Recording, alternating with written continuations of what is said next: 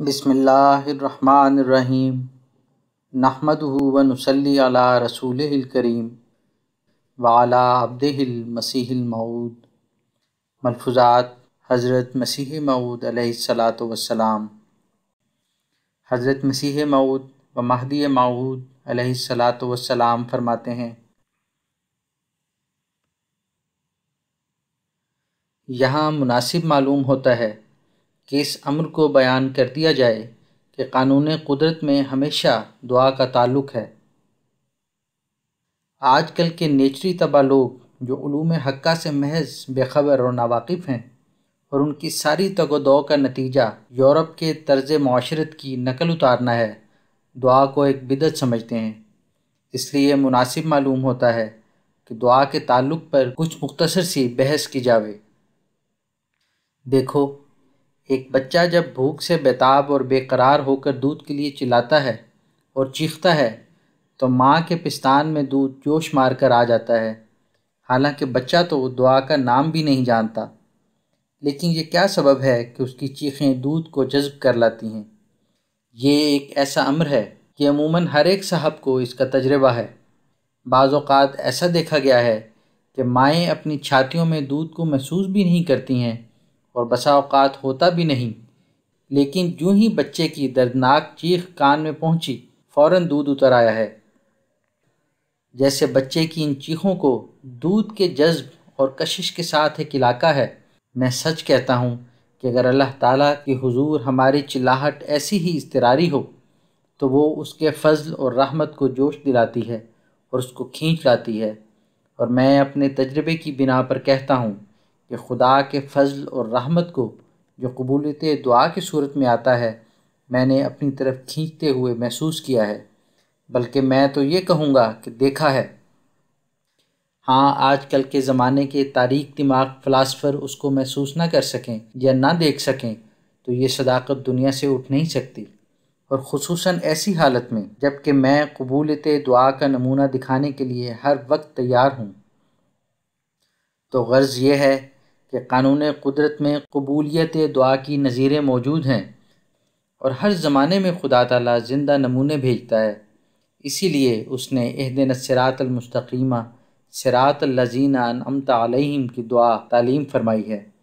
یہ خدا تعالیٰ کا منشا اور قانون ہے، اور کوئی نہیں جو اس کو بدل سکے۔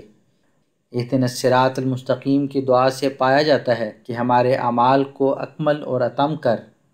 ان الفاظ پر غور کرنے سے معلوم ہوتا ہے کہ بظاہر تو اشارۃ النص کے طور پر اس سے دعا کرنے کا حکم معلوم ہوتا ہے کہ صراط مستقیم کی ہدایت مانگنے کی تعلیم ہے، لیکن اس کے سر پر ایاک نعبد و ایاک نستعین بتا رہا ہے کہ اس سے فائدہ اٹھائیں، یعنی صراط مستقیم کے منازل کے لیے قواعد سلیم سے کام لے کر استعانت الہی کو مانگنا چاہیے۔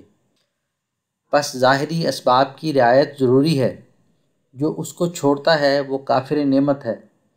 دیکھو، یہ زبان جو خدا تعالیٰ نے پیدا کی ہے اور عروق و اعصاب سے اس کو بنایا ہے، اگر ایسی نہ ہوتی تو ہم بول نہ سکتے۔ ایسی زبان دعا کے لیے عطا کی جو قلب کے خیالات اور ارادوں تک کو ظاہر کر سکے۔ اگر ہم دعا کا کام زبان سے کبھی نہ لیں تو یہ ہماری شور بختی ہے۔ بہت سی بیماریاں ایسی ہیں کہ اگر وہ زبان کو لگ جاویں تو وہ یک دفعہ ہی کام چھوڑ بیٹھتی ہے۔ یہ رحیمیت ہے۔ ایسا ہی قلب میں خشوع و خضوع کی حالت رکھی اور سوچنے اور تفکر کی قوتیں ودیت کی ہیں۔ بس یاد رکھو، اگر ہم ان قوتوں اور طاقتوں کو معطل چھوڑ کر دعا کرتے ہیں تو یہ دعا کچھ بھی مفید اور کارگر نہ ہوگی، کیونکہ جب پہلے عطیے سے کچھ کام نہیں لیا تو دوسرے سے کیا نفع اٹھائیں گے۔ اس لیے اہدنا الصراط المستقیم سے پہلے ایاک نعبد بتا رہا ہے کہ ہم نے تیرے پہلے عطیوں اور قوتوں کو بیکار اور برباد نہیں کیا۔ یاد رکھو، رحمانیت کا خاصہ یہی ہے کہ وہ رحیمیت سے فیض اٹھانے کے قابل بنا دے۔ اس لیے خدا تعالیٰ نے جو ادعونی استجب لکم فرمایا، یہ نری لفاظی نہیں ہے، بلکہ انسانی شرف اسی کا متقاضی ہے۔ مانگنا انسانی خاصہ ہے اور استجابت اللہ تعالیٰ کا۔ جو نہیں مانتا وہ ظالم ہے۔ دعا ایک ایسی سرور بخش کیفیت ہے کہ کہ مجھے افسوس ہوتا ہے کہ میں کن الفاظ میں اس لذت اور سرور کو دنیا کو سمجھاؤں۔ یہ تو محسوس کرنے ہی سے پتہ لگے گا۔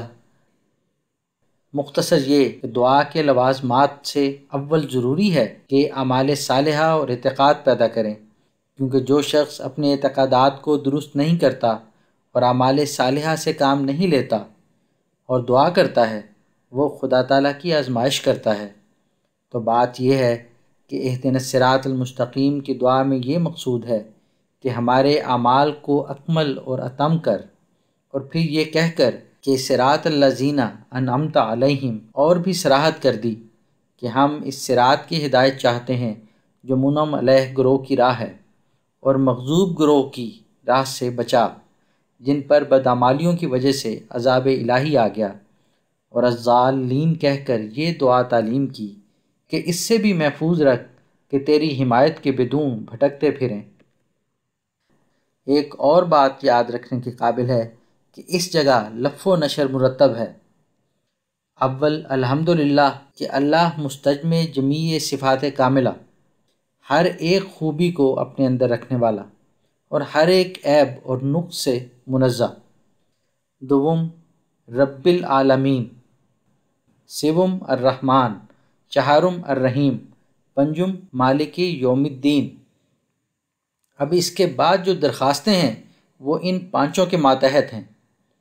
اب سلسلہ یوں شروع ہوتا ہے، ایاک نعبد، یہ فقرہ الحمدللہ کے مقابل ہے، یعنی اے اللہ تو جو ساری صفات حمیدہ کا جامع ہے اور تمام بدیوں سے منزہ ہے، تیری ہی عبادت کرتے ہیں۔ مسلمان اس خدا کو جانتا ہے جس میں وہ تمام خوبیاں جو انسانی ذہن میں آ سکتی ہیں موجود ہیں، اور اس سے بالا تر اور بالا تر ہے، کیونکہ یہ سچی بات ہے کہ انسانی عقل اور فکر اور ذہن خدا تعالیٰ کی صفات کا احاطہ ہرگز نہیں کر سکتے۔